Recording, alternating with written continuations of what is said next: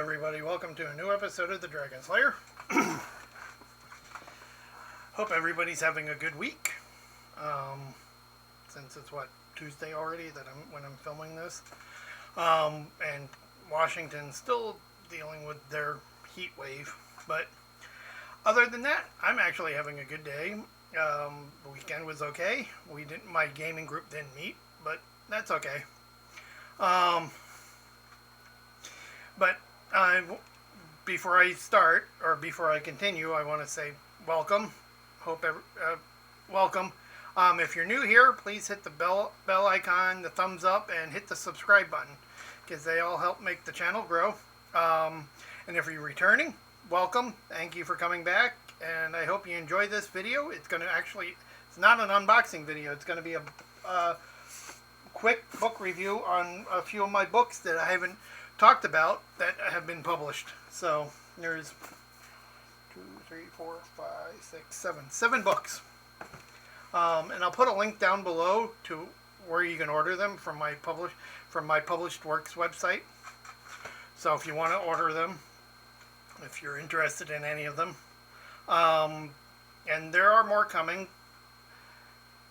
And if you're wondering why I've gotten so many books published, it's because I write a lot of my books out, and then it takes me a long time to type them all up, and then once I get them all typed up, then I send them. So that's why they're coming up with like so many at a time. I actually write on hand with paper and pen, fountain pens, of course. Which is the way I've always done it. I like it. And then once I get the manuscript completely written out, I go and type it up, get it all edited and fixed up, and adjust it. And then I check for spelling errors. Then I send it to my editor, Airship Publishing, and then they look at it. And then it goes from there. So I have a bunch more books that are coming that I've already typed up. I just need to go through and check the spelling myself to send out. My next one is more or less going to be a book on Scandinavian and Nordic history. It's going to be about this size, but it's going to be in hardback, just like my 2 of my Celtic history books. So, hope you enjoy it. Like I said, I'll put a link down below of my published works, and a link to my Instagram, so you can see a photo of all the different books. So if you forgot which one they were, you can look at the photo and then go, oh, hey, I wanted to order that one, or I wanted to check that one out. And I hope you do. I hope you find some of these books interesting and want to go check them out, want to buy them, because that would help me a lot. And if you're hearing noises in the background, like chainsaws and stuff, they're taking a big giant tree down in my townhouse complex. So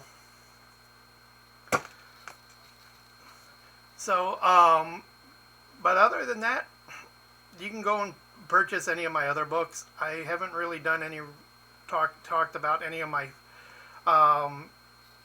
fiction books. And I write all different genres, so you can check those out. I have poetry books. I have a couple of D&D campaigns. I have one for 5e. I have one for 3.5.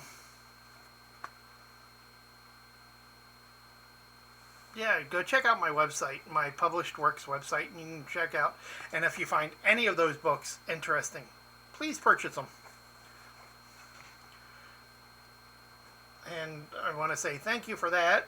And then we'll get on to the book, talking about the different books.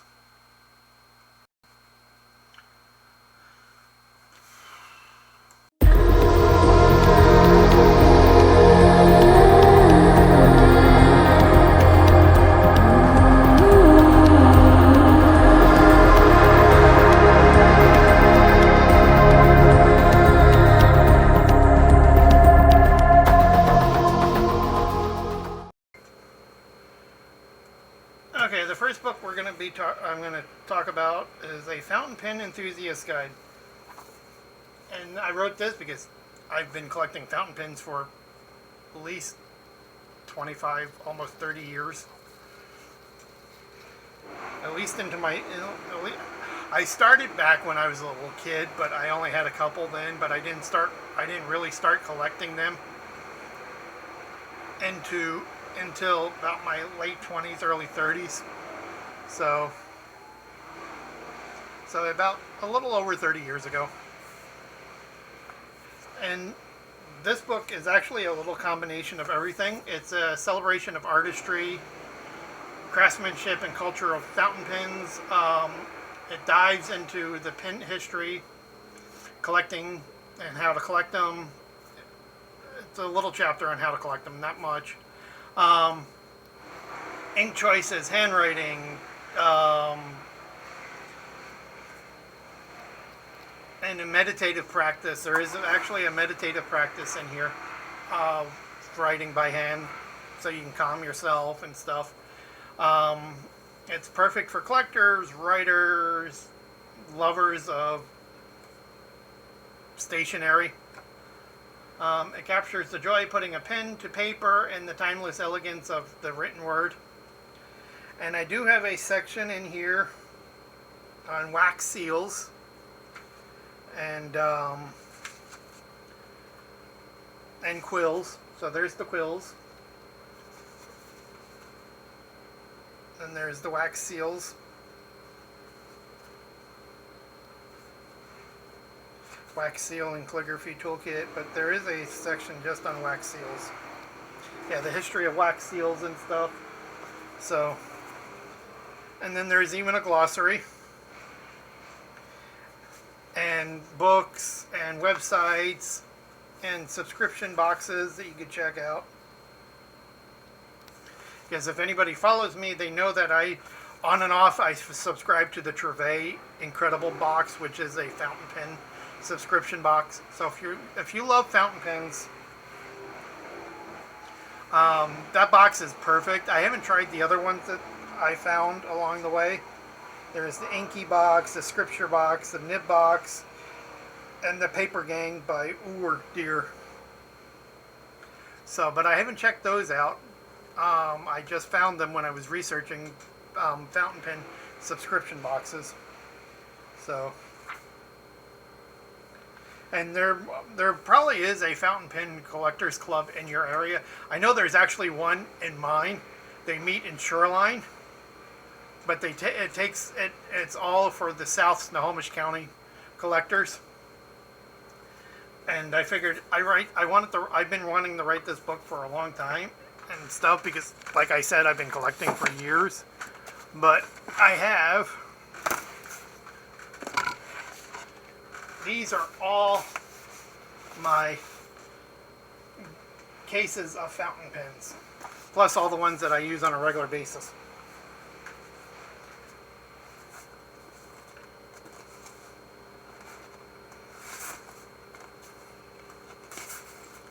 So, and they stay on a shelf next to my desk downstairs in the living room.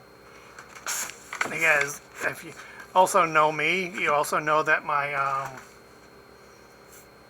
Dragon's Lair room is a complete disaster. So, but yeah, no, that's the fountain pen book. I don't remember how much the Airship Publishing was charging for the book. I think it was like it might be $19.99. I'm not sure because it is thin and it's perfect to put into a bag, to put in your briefcase or your knapsack, or carry it with your pen collection. So I mean, it's well detailed, well written. Well written in my opinion. There's even a chapter on choosing the right paper to write with fountain pens, because you just don't use any regular old like notebook paper because the pen ink will actually leak through. So there's that. That's the first book. I hope you enjoy that, and if you're into fountain pens or want to get into fountain pens, It's a great way. You can buy this book, and it's a great way to actually start learning on how to collect or how to do things, how to collect your fountain pens. If you have an arts and crafts store in your town or in your area, go check them out.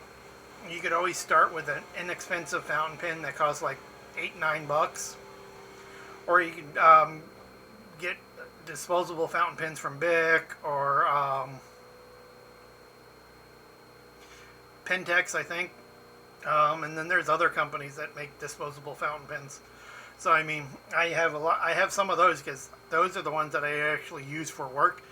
I carry a good one with me, but I always have a bunch sitting on my desk that I just use at work. So, okay, enough of the fountain pen book. The next one is The Way of the Dragon, and this one is actually book 1 of 3. I actually had to split my my personal philosophy that I've been writing since high school up into 3 books. There's The Way of the Dragon, The Way of the Wormling, and The Dragon in the World are the 3 books, but right now we're just going to be talking about The Way of the Dragon. It's a personal philosophy of life philosophy of life and guiding that blends wisdom, discipline, compassion, and it's rooted in my personal ethics, which is believing in the code of chivalry and Celtic spirituality and self mastery of learning things, wanting to learn things on your own.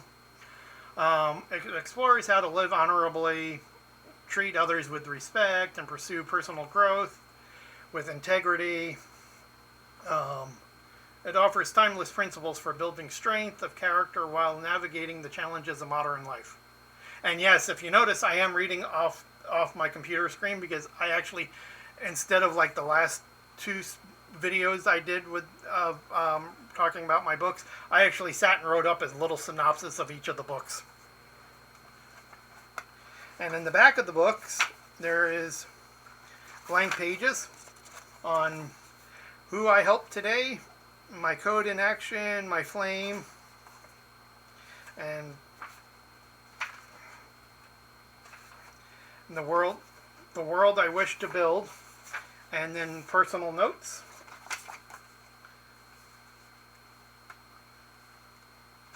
And it's actually a little great thing. We had in one of my classes, because I actually took a philosophy class in high school, and in one of my one of the times the teacher had us sit down and think, well, if you had to write a philosophy book, what would your personal philosophy be? So I wrote it, and then over the years I expanded on it and kept writing it, and it turned out to be into 3 books because I wanted to keep them small so you can carry them around with you, like put in a bag, travel bag, or purse or something.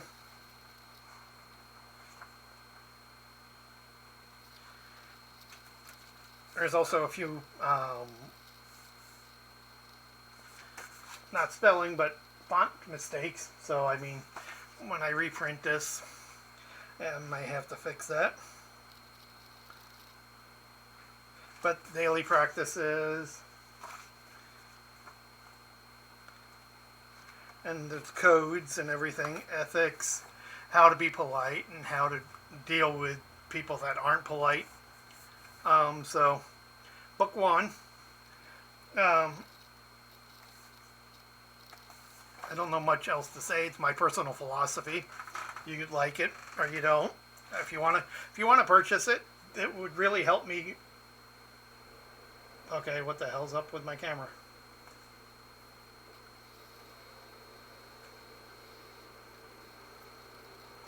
Okay, my camera's starting to tweak.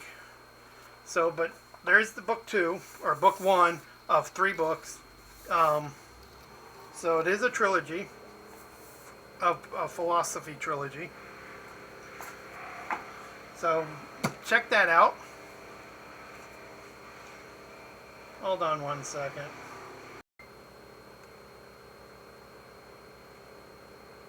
Okay, hopefully that got it fixed. I have no idea what was happening. So, yeah, that's all my personal philosophy. If you want, check it out. Buy it. Buy the 3 books. if you want to check the whole concept of my philosophy out. So the next book, we're going to go back to writing, because if you watched my last video on my book about Modern Scribe, it talks about all the different types of writing and all on how to write each one. This one actually breaks down most of that. This is a practical and inspirational resource book for all writers of all levels. This book covers story structure, character creation, world building, not speaking, but world building, editing, overcoming creative blocks, and it has clear exercise, examples, tips, prompts. It empowers writers to refine their craft, bring their stories to life, whether in fiction, nonfiction, or personal projects. Perfect for high school and college use also. And there is understanding genres, foundations for storytelling. What are genres?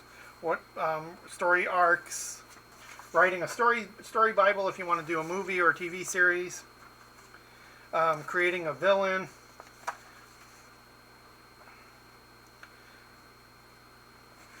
I don't think I put a glossary in the back of this one. I did. There is a glossary in the back of this one too, along with resources and types of villain antagonists. Sample bill template, political debate, dialogue script. Yes, there's even a little chapter in here on how to write a bill. I think it's in the Modern Scribe. I think I put the chapter in there on how to write a bill. Writing good dialogue, at least good in your opinion. Others have their own opinions. Creating heroes. So this is a perfect book, and it actually is the companion book to this one. So, and if you want to know what the Modern Scribe is, go check out that video. And you can purchase both books on my website.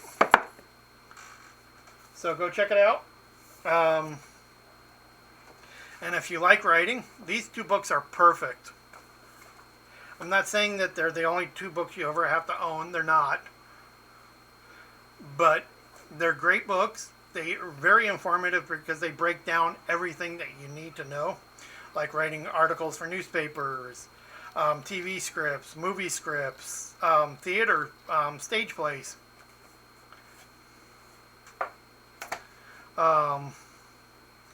Making great heroes, great villains, protagonists, antagonists, because they always don't have to be your villains or your heroes either.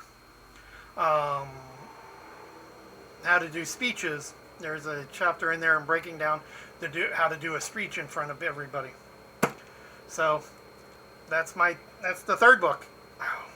Sorry about that. My neck I've been sleeping wrong for somehow, and my neck has been hurting every night.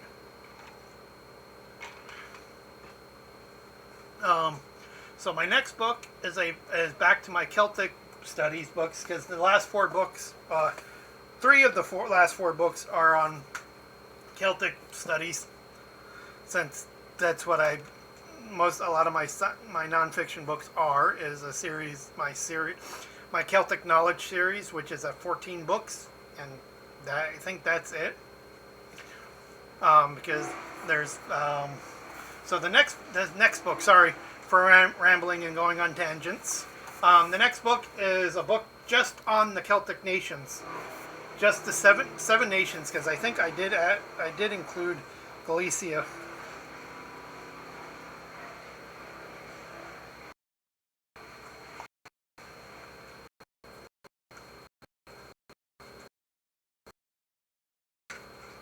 I did. Added Galicia.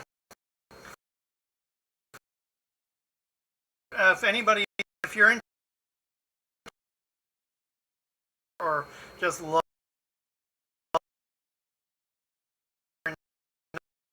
sports, actually do say about sports, it's Celtic. If you're talking about the culture and the heritage, it's Celtic.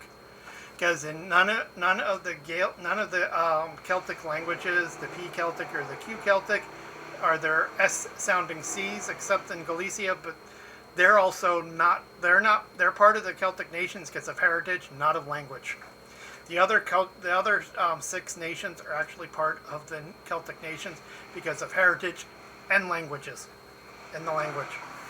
So the Celtic nations, a cultural and historical map of the Celtic world. This guidebook highlights the traditions, landscapes, and heritage of Ireland, Scotland, Wales, Brittany, Cornwall, the Isle of Man, and Galicia, complete with overviews and of mythology, festivals, daily life. It offers a traveler's eye, a scholar's depth, making it a companion for both exploration and cultural appreciation. And if you notice, it does say for travelers, for travel, research, and heritage, because it's perfect for all of it, because it also breaks down and details different historical sites to go visit if you're in any of those countries. Or countries, and then the Brittany, which is part of France. So there's resources and practices, because you can actually do some practice sheets. The whole section on Celtic festivals, seasonal celebrations, because each of the Celtic nations has their own celebrations as well, and I actually go into more into depth and into detail in my last Celtic book that I just got done. That's actually published. And I'm sorry I can't think of the name of that right now. Let me pull up my book writing list, and I will tell you, because I think it should be coming out.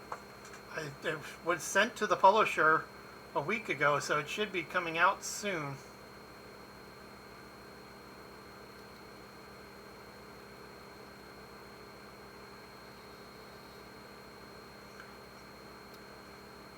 Oh, and if you're wanting to know about that Scandinavian Nordic history book, it's called The North Beyond the Mist.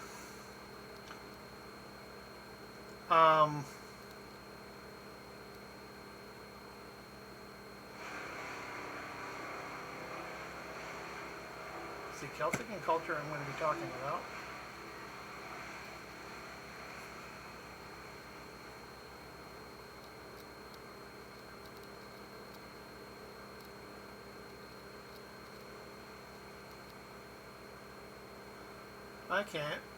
Don't remember what it was called now.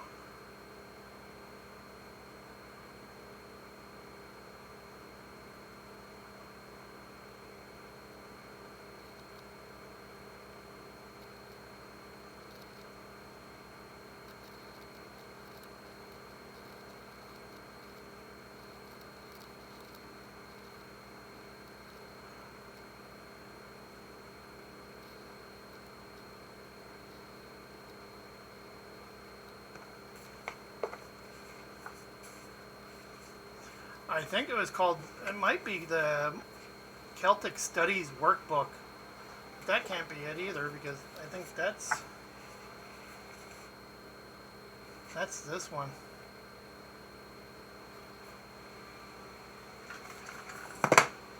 Actually, I have it written down in my notebook here. Sorry about this. I thought I was all prepared, and then I just came up with my own. Okay, I don't know why my camera just did that, but it just made it stop. Okay, the book is called The Celtic Knowledge, a quick reference source book.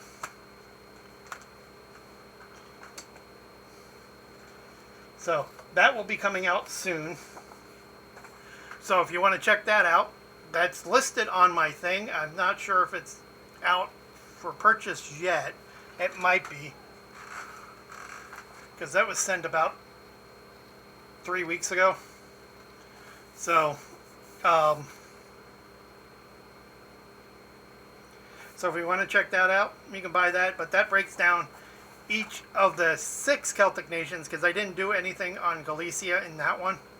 I just did the 6 main Celtic nations. But if you want to check that out, that breaks it down even more. It breaks it down into like let's just pick Cornwall. So you got Cornish culture, Cornish history, Cornish the culture and history, then the language and the religion, and from that area of ancient and modern times.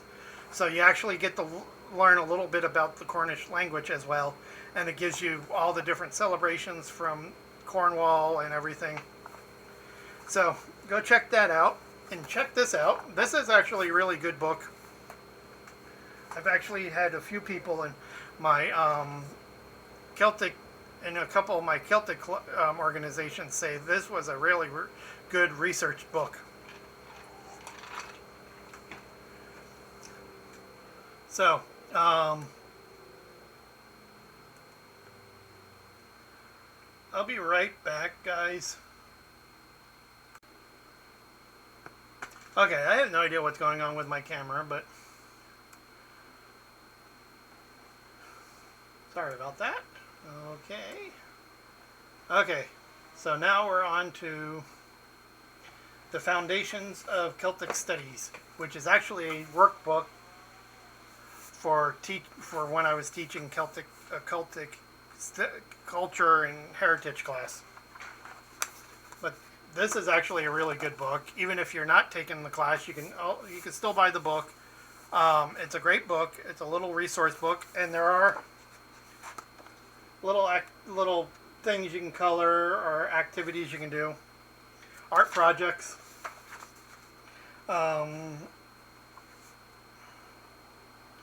there is a little bit of quick languages of the Celtic nations in their little Celtic phrase book.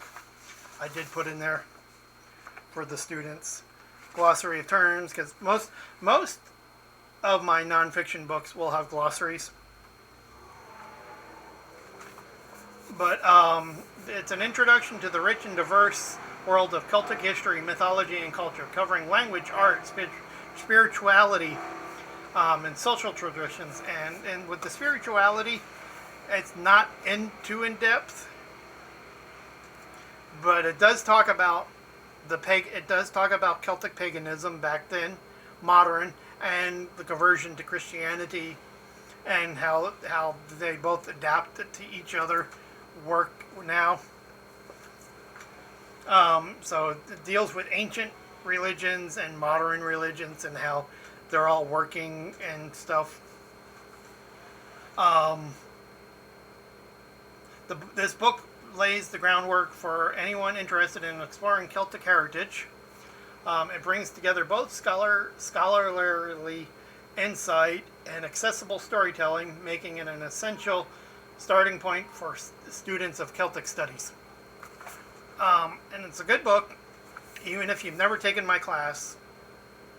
I put it out for people to buy, just not for the students, because I think it's an essential book for all the students. And it is one of two of the actual workbooks for my Celtic culture, history, and mythology and culture class. It actually combines, it does all of Celtic heritage and Celtic culture with some myth and mythology. So I cover those aspects. So, and the two Celtic history books are the ones that I use.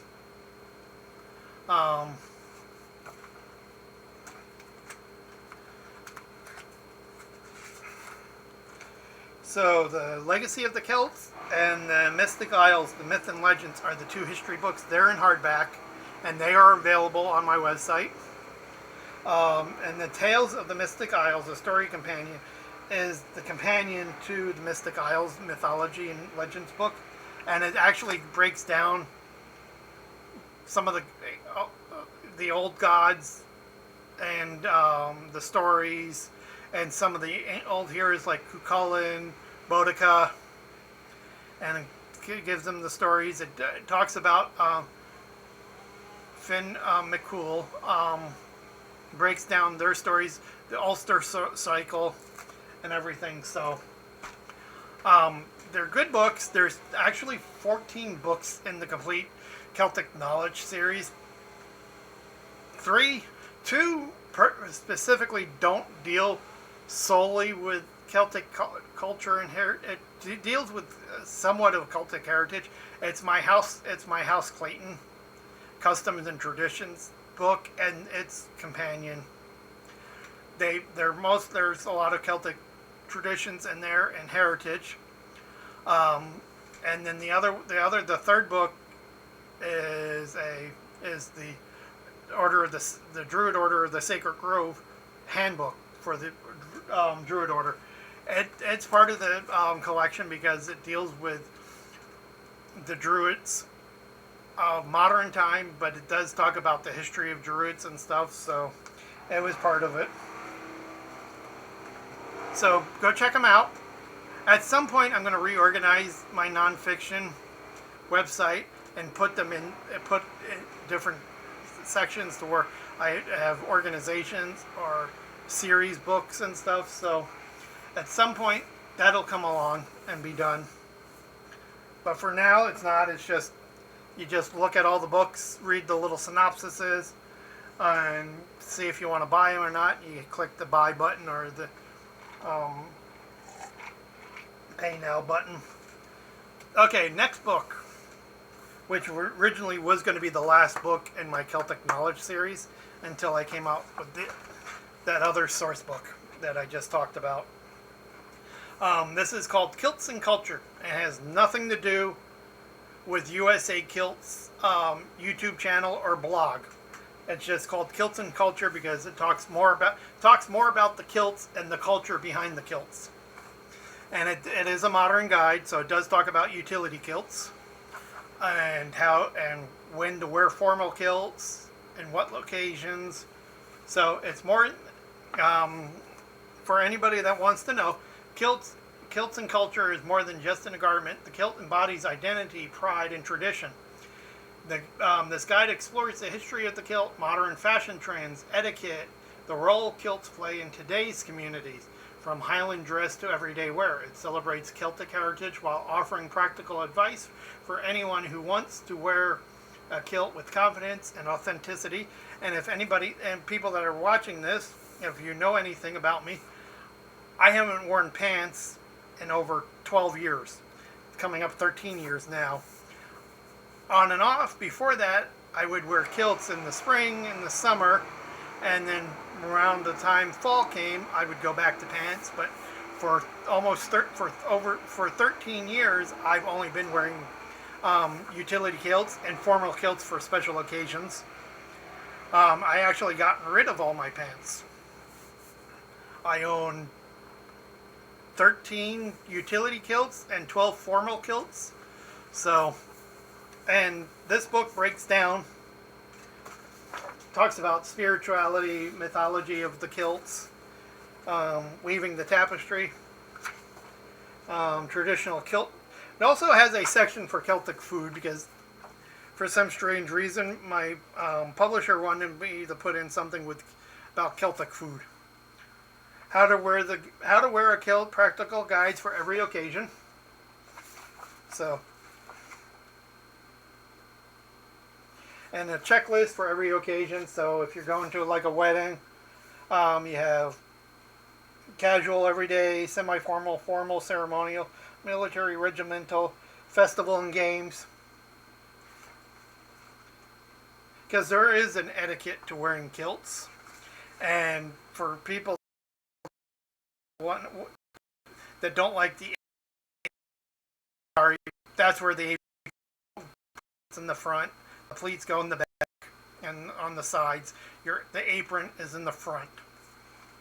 And then I have a breakdown of the different types of all the different garments and stuff this is for a formal kilt because it's got the brogues and the hoses.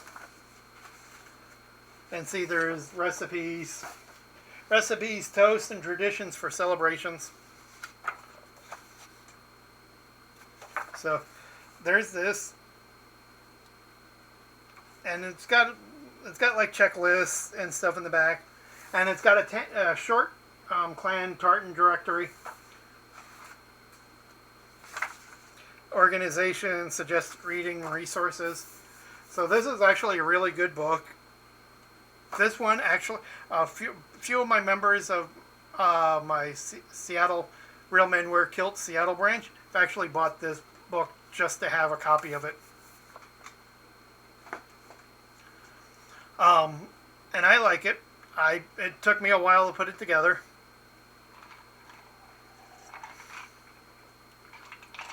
Homemade sweet tea. And then the last book is not a book in the Celtic culture. It's actually about a small organization I started years ago, and I'll put a link down below of its website. And if you want, I'll actually put a link down below of the Real Men Wear Kilts website, so you'll get the Seattle branch, which connects you to the main branch, the main organization too as well.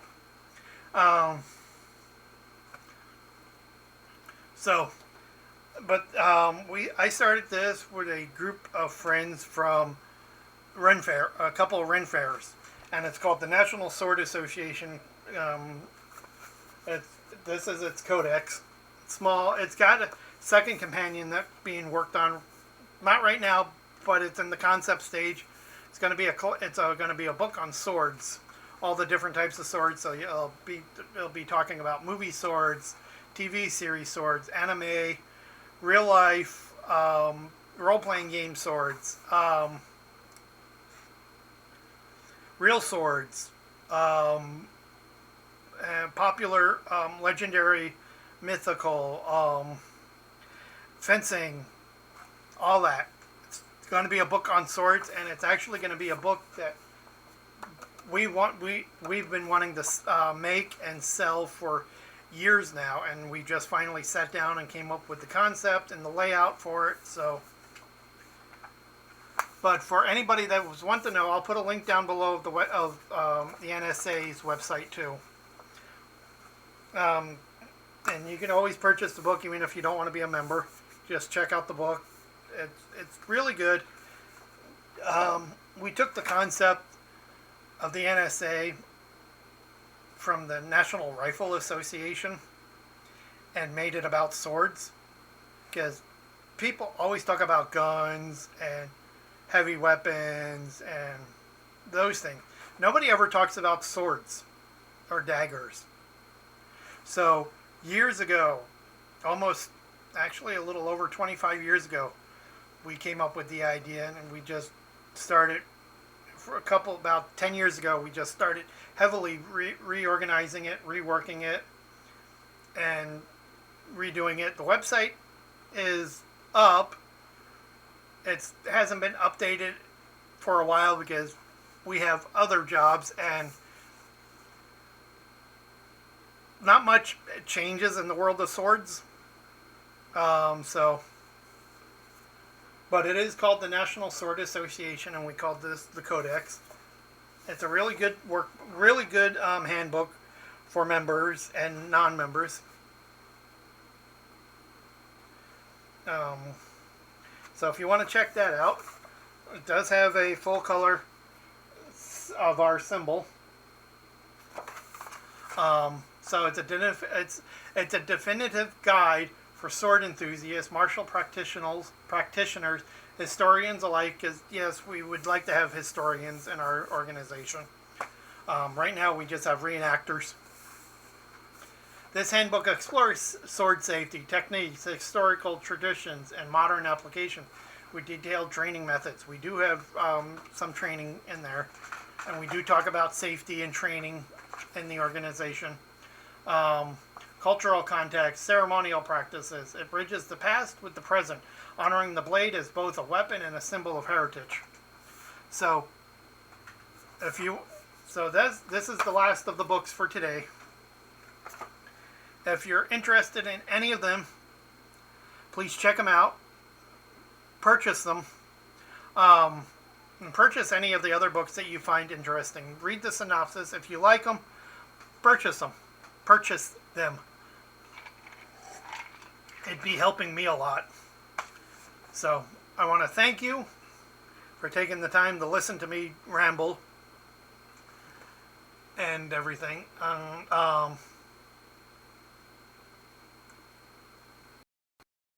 And other than that, hope you guys are doing well. I'm hoping to get a tour of my downstairs at least done at some point. Because right now, except for my witch casket, my other boxes are on hold until the end of September, when I can get back up to financial stability again, to get all my subscription boxes coming back to me again. I put the 2 gaming ones on hold. I put my pin one on hold. So that just left me. I did that so I'd have enough money to keep one and to be able to do other things that I need to do. So, and I'm sorry that there wasn't any videos from this year from the Renaissance Fair. I didn't end up going and attending or working there this year. I missed it a little because I missed not seeing my friends and stuff that I see once a year. But other than that, I'm okay with it. I'll do it next year if they want me back. But other than that, hope you guys are having a good week. Stay safe, stay cool, and just remember, fall is only a month away. Today's what, the 26th? Less than a month away. So have fun and see you all later.